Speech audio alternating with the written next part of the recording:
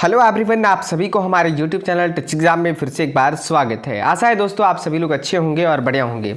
ये वीडियो काफ़ी इंपॉर्टेंट है उन सभी स्टूडेंट के लिए जो भी स्टूडेंट झारखंड में पढ़ रहे हैं या झारखंड से बाहर कहीं पढ़ रहे हैं। अगर उनका घर झारखंड है तो मैं आपको बता दूं, यहाँ पर जो भी कैंडिडेट एडमिशन करवाए हैं 2023 के सेशन में, यानी कि जिनका भी एडमिशन 2023 में हुआ है या फिर पहले से भी पढ़ रहे हैं कोई स्टूडेंट, तो उन लोगों के लिए यहाँ पर बहुत बड़ा खुशखबरी निकल कर आ चुका है कि यहाँ पर ई कल्याण 2023, यानी कि मैं आपको बता दूं 2023 न्यू वाले जो हैं स्टूडेंट एडमिशन लिए हैं, साथ ही साथ न्यू सेशन के लिए स्कॉलरशिप का नोटिस यहाँ पर फाइनली कल्याण की तरफ से निकाल दिया गया है। दोस्तों काफ़ी इंफॉर्मेटिव वीडियो है। इस वीडियो में कंप्लीटली हम आपको बताएंगे कि क्या इंपॉर्टेंट डेट है, यानी कि आप कब से अप्लाई कर सकते हैं, साथ ही साथ इंपॉर्टेंट डेट कब आपका क्लोज होगा, कॉलेज वेरिफिकेशन क्या होगा, कंप्लीट हम इस वीडियो में आपको जानकारी बताने वाले हैं। साथ ही साथ दोस्तों हम इस वीडियो में आपको बताएंगे कि इनकम सर्टिफिकेट आपका कितना का होना चाहिए, क्योंकि मैक्सिमम यहाँ पर देखा गया इनकम सर्टिफिकेट की वजह से बहुत सारे एप्लीकेशन रिजेक्ट होते हैं और यहाँ पर स्कॉलरशिप नहीं मिल पाता है। साथ ही साथ हम यहाँ पर बताएंगे इनकम, कास्ट और रेसिडेंस, जो ये तीन सर्टिफिकेट है आपका, ये आपका इनकम, कास्ट और रेसिडेंस, ये काफ़ी इंपॉर्टेंट है और इनमें यहाँ पर डेट होना बहुत ज़रूरी है। वैलिड कब वाला सर्टिफिकेट आपका होगा, क्या नया होना चाहिए, सारा जानकारी इस वीडियो में हम आपको कंप्लीटली बताएंगे। वीडियो में आगे बढ़ने से पहले आप सभी से रिक्वेस्ट है, अगर आप हमारे YouTube चैनल पे नए हैं तो प्लीज़ आप हमारे चैनल को सब्सक्राइब करें ताकि आपको रेगुलर और भी अपडेट यहाँ पर मिलते रहे। चलिए शुरू करते हैं वीडियो को। दोस्तों आशा है कि स्क्रीन में आपको सक्सेसफुली आपको नोटिस दिख रहा होगा जो यहाँ पर स्क्रीन में आपको हम दिखा रहे हैं। दोस्तों ध्यान दीजिएगा, वीडियो कंप्लीट देखिएगा। अगर आप यहाँ पर स्कॉलरशिप भरने वाले हैं 2023 में, आप न्यू भरने वाले या रिन्यूअल करने वाले, ठीक है, न्यू उनके लिए होगा अगर कोई पीजी, आईटीआई, डिप्लोमा या बीएड में एडमिशन लिए उनके लिए। और अगर मैं आपको बता दूँ, अगर आपका पहले का भी सेशन है, 21 का सेशन है, 20 का सेशन है या फिर 22 वाले स्टूडेंट है, तो वो लोग को यहाँ पर बेसिकली रिन्यूअल करना होता है, ठीक है। तो ये नोटिस दोनों के लिए वैलिड है और यहाँ पर काफ़ी इंपॉर्टेंट है, ठीक है। यहाँ पर सबसे पहले देख लीजिए स्टूडेंट, यहाँ पर लिखा हुआ है, मैं आपको देना चाहता हूँ। यहाँ पर देखिए आदिवासी कल्याण आयुक्त कार्यालय, झारखंड मंत्रालय, कल्याण कॉम्प्लेक्स, मोरहाबादी, रांची, ठीक है। ये आपका ई कल्याण का हेड ऑफिस है, ठीक है। यहाँ झारखंड सरकार के द्वारा यहाँ से नोटिस निकाला गया है। दोस्तों ध्यान से देखिएगा, कंप्लीट हम वीडियो में आपको बताएंगे कि ताकि आपको दिक्कत ना हो, ठीक है। उसके बाद यहाँ पर देखिए आपका नेक्स्ट लिखा हुआ है, प्रवेशोत्तर पाठ्यक्रम में अध्ययनरत अनुसूचित जाति, जनजाति एवं पिछड़ी जाति के छात्र छात्राओं के लिए छात्रवृत्ति योजना वर्ष 2023 से 24, ठीक है। अभी जो आपका सेशन वाला स्कॉलरशिप मिल रहा है, बहुत लोगों को नहीं मिला है, तो वो 22 से 23 था दोस्तों, ठीक है। ये ईयरली स्कॉलरशिप आपको ई कल्याण की तरफ से दिया जाता है। ये आपका 22-23 वाला यानी कि पुराना सेशन का था। अभी जो न्यू सेशन का है वो आपका 23 से 24 के लिए, ठीक है। उसी के यहाँ पर बात किया जाए वर्ष 23-24 हेतु आवेदन से संबंधित आवश्यक सूचना, यानी कि यहाँ पर जो इंपॉर्टेंट डेट है, आप एप्लीकेशन फॉर्म भरोगे स्कॉलरशिप के लिए, उसके लिए यहाँ पर इंपॉर्टेंट यहाँ पर जो सूचना निकाला गया, देखिए यहाँ पर आपको मैं बता रहा हूँ जो इंपॉर्टेंट चीज़ है वो आपको मैं दिखा रहा हूँ। सबसे पहले दोस्तों सबसे पहले इंपॉर्टेंट है आपके लिए वो है आपका जो इनकम सर्टिफिकेट है, ठीक है। ये काफ़ी इंपॉर्टेंट होता है दोस्तों। मैं आपको बता दूं यहाँ पर एक नंबर आप देखिए, यहाँ पर मैं बता रहा हूँ छात्रवृत्ति के लिए आय की अधिसीमा, क्लियर है।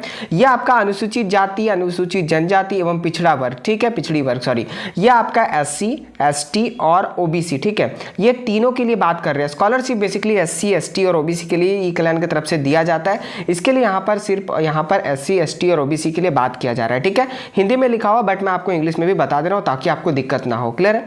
उसके बाद यहां पर लिखा हुआ जिनके माता पिता या अभिभावक की सभी स्रोतों से आय, वार्षिक आय 2.50 लाख, ये काफ़ी इंपॉर्टेंट है, ठीक है। आपका इनकम सर्टिफिकेट आपका जो होना चाहिए वो 2.50 लाख रुपए से अधिक का नहीं होना चाहिए। यहाँ पर मेंशन कर दिया है। अगर किन्हीं के गार्जियन या पेरेंट्स या मदर जॉब में है तो बिल्कुल यहाँ पर उनका इनकम इससे ज़्यादा बनता है और वो यहाँ पर एलिजिबल नहीं है।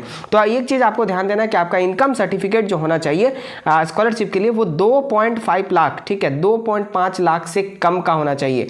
कम का होगा दोस्तों तो आपको स्कॉलरशिप मिलेगा, अगर इससे ज़्यादा का होगा तो आपको स्कॉलरशिप यहाँ पर नहीं मिल सकता है। ये बात का पूरा आपको ध्यान रखना है। बेसिकली अगर इनकम देखा जाए यहाँ पर जनरली तो 80,000 से लेकर आपका 1 लाख तक का इनकम बेसिकली जो एग्रीकल्चर पर्पज से होते हैं या फिर स्टूडेंट होते हैं उनका यहाँ पर बनता है, कोई दिक्कत की बात नहीं है।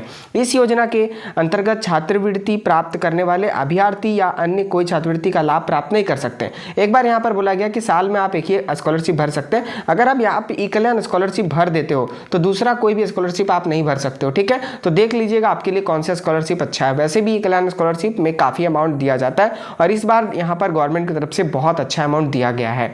दूसरा जो है वो काफ़ी इंपॉर्टेंट है, मैं आपको बता दे रहा हूँ दोस्तों, कंप्लीटली आप इस नोटिस को देख लीजिए, वीडियो को पूरा देखिए ताकि आपको दिक्कत ना हो। यहाँ पर लिखा हुआ है आवेदन करने की प्रक्रिया। आवेदन कैसे करेंगे तो आपको मैं बता दूं, नीचे डिस्क्रिप्शन में लिंक गया, कल्याण का ऑफिशियल वेबसाइट है, वहां पर जाकर आपको सारे स्कैन कॉपी जो कि जेपीजी या पीएनजी फॉर्मेट में होगा और 1 MB से कम होगा वेबसाइट पे अपलोड करेंगे। ठीक है, जो अप्लाई करने का प्रोसेस है नीचे डिस्क्रिप्शन में दिया हुआ है, कंप्लीट प्रोसेस 2 पार्ट में वीडियो है, काफी की आपका वीडियो काफ़ी लंबा था इसलिए 2 पार्ट में बना हुआ है, आप वहां पर नीचे जाकर देख सकते हैं, डिस्क्रिप्शन में लिंक लगा हुआ है। क्लियर है। वैसे फिर से हम यहां पर कंप्लीट वीडियो बना देंगे कि आपको अप्लाई कैसे करना है, डॉक्यूमेंट रेडी कैसे करना है, सारा चीज़ आपको बताएंगे। यहां पर देखिए, यहां पर आपका दूसरा फर्स्ट नंबर पे है, ऑनलाइन के माध्यम से निर्गत आय प्रमाण पत्र, इनकम सर्टिफिकेट अंचलाधिकारी यानी कि आपका ब्लॉक से या अनुमंडल पदाधिकारी अथवा उपायुक्त स्तर से निर्गत। ठीक है, ये तीनों में से कोई भी होगा चलेगा। अगर आपका ब्लॉक से हुआ है तब भी, या आपका एसडीओ यानी कि सब डिविजनल मैजिस्ट्रेट ऑफिसर से यानी कि जो आपका अनुमंडल है वहां से भी चलेगा, या फिर आपका डीसी लेवल का है तो भी चलेगा, कोई दिक्कत की बात नहीं है। तो ज़्यादा अच्छा रहेगा अंचलाधिकारी से ही बनाएंगे तो भी आपका वैलिडेट। क्लियर। उसका यहाँ पर मूल प्रति यानी कि ओरिजिनल कॉपी को स्कैन करके अपलोड करना है।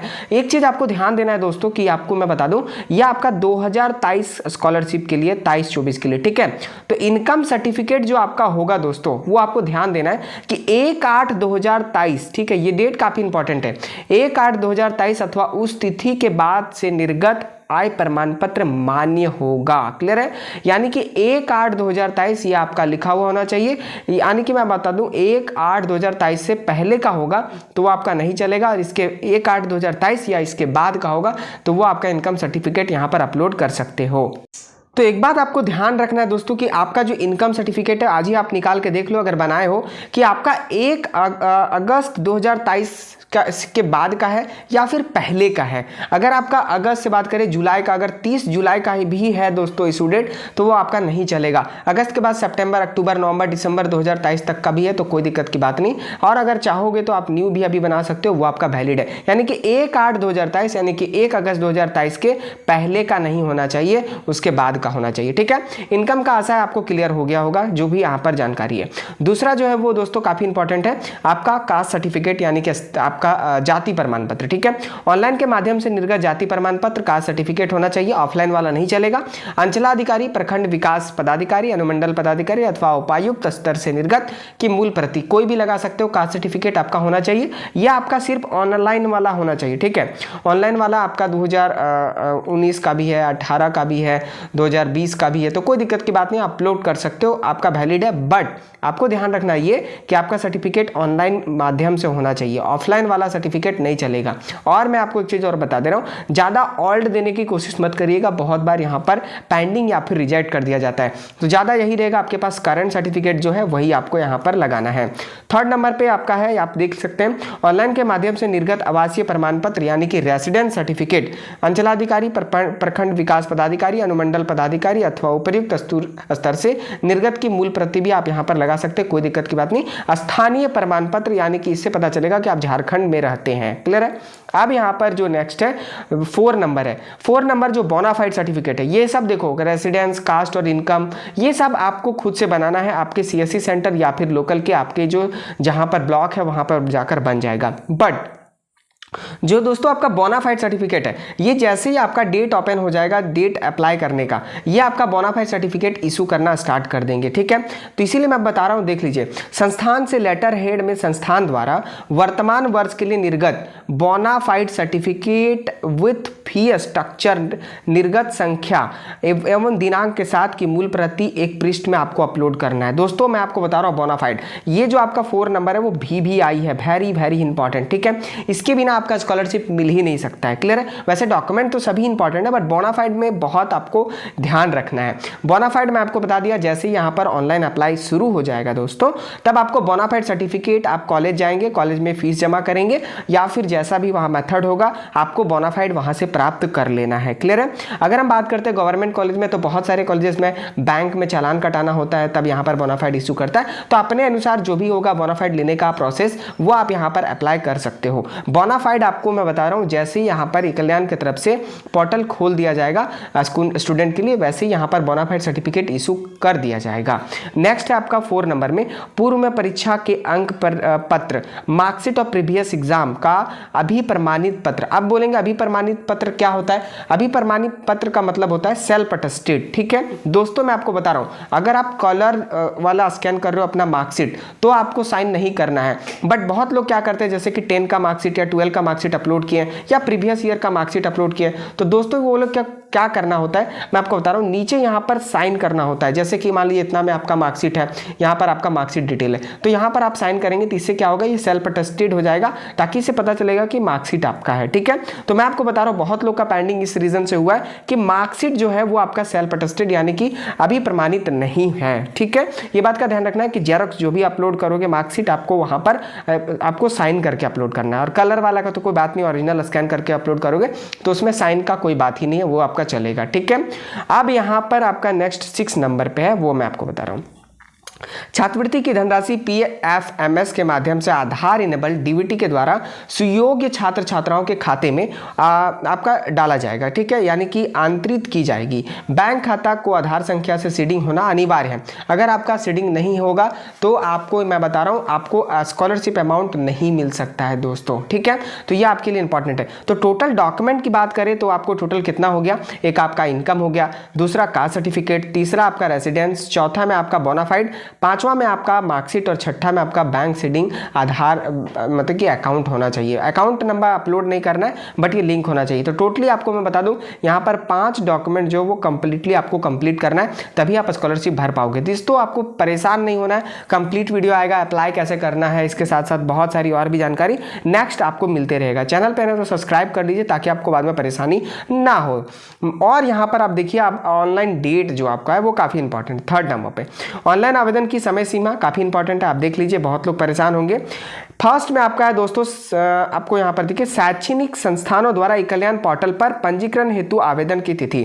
बहुत लोग सोच रहे हैं क्या 20 तारीख से मेरा खुल गया, तो दोस्तों ऐसा नहीं है, मैं आपको बता रहा हूं। देखिए फर्स्ट नंबर पे आपका कॉलेज के लिए। ठीक है, आप जब स्कॉलरशिप भरते हो दोस्तों, उससे पहले कॉलेज वाले को रजिस्ट्रेशन करना होता है हर साल। ठीक है, जितना साल स्कॉलरशिप यहाँ पर भराता है। ठीक है, तो ये शैक्षणिक संस्थानों के लिए यानी कि जो भी आपका कॉलेज है, इंस्टीट्यूट है या फिर यूनिवर्सिटी है, उन लोगों को यहाँ पर रजिस्ट्रेशन करना है 20 दिसंबर 2023 से लेकर 10 जनवरी 2024 तक। क्लियर है, यानी कि इनके पास यहाँ पर टोटली बात किया जाए तो कुछ दिन यहाँ पर टाइम दिया गया कॉलेज के लिए यहाँ पर कि यहाँ पर अपना रजिस्ट्रेशन कर पाए, 20 से 30 दिन का टाइम दिया हुआ है। ठीक है, अब आपके लिए जो इंपॉर्टेंट है दोस्तों वो 2nd नंबर से है। क्लियर है, फर्स्ट नंबर ये कॉलेज के लिए, आपके लिए है जो इंपॉर्टेंट वो मैं बता रहा हूँ। शैक्षणिक सत्र 23-24 हेतु छात्र छात्राओं के आवेदन प्रक्रिया की तिथि, यानी कि आप यहाँ पर अपना एप्लीकेशन फॉर्म डाल सकते हो कल्याण के वेबसाइट पे, वो 11 जनवरी 2024 से, बहुत ज़्यादा दिन नहीं है, आज आपका बात करें तो 20 दिसंबर हो गया,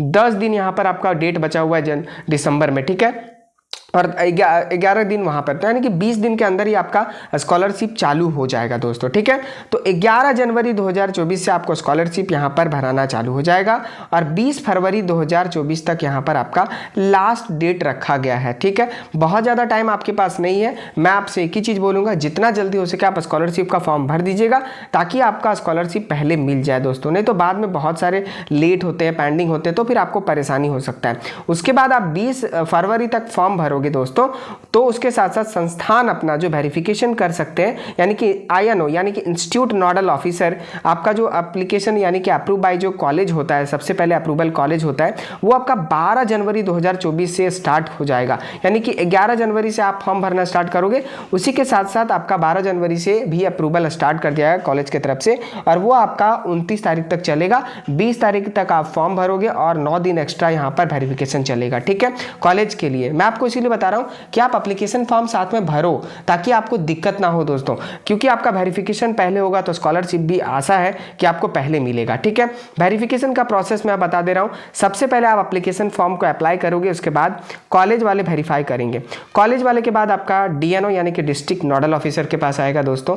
उसके बाद आपका DLC यानी कि डिस्ट्रिक्ट लेवल कमेटी के द्वारा वेरिफिकेशन होगा। उसके बाद आपका A होगा दोस्तों। ठीक है, A जब तक नहीं होगा तब तक आपका स्कॉलरशिप मिलने का कोई चांस नहीं है। A अगर आपका हो जाता है दोस्तों तो फिर आपका स्कॉलरशिप 100% मिलेगा, ये मेरी तरफ से मैं आपको बता रहा हूँ, ठीक है। क्योंकि ए के बाद अगर आपका अकाउंट लिंक है दैट मीन्स आपका अकाउंट में 100% स्कॉलरशिप आपको मिल जाएगा। यही इंपॉर्टेंट नोटिफिकेशन था जो आप सभी के लिए यहाँ पर मैं बता रहा था।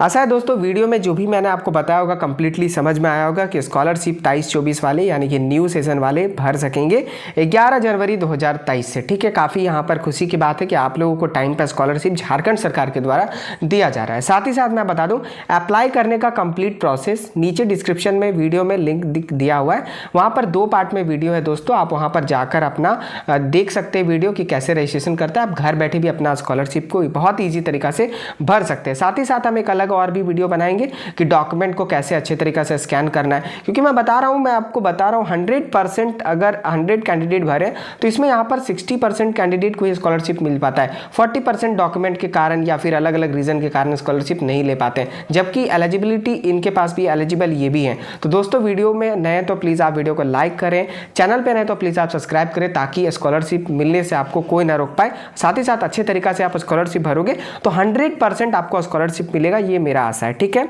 मिलते हैं अगले वीडियो में कोई नए टॉपिक के साथ, तब तक के लिए bye. Thanks for watching, have a nice day.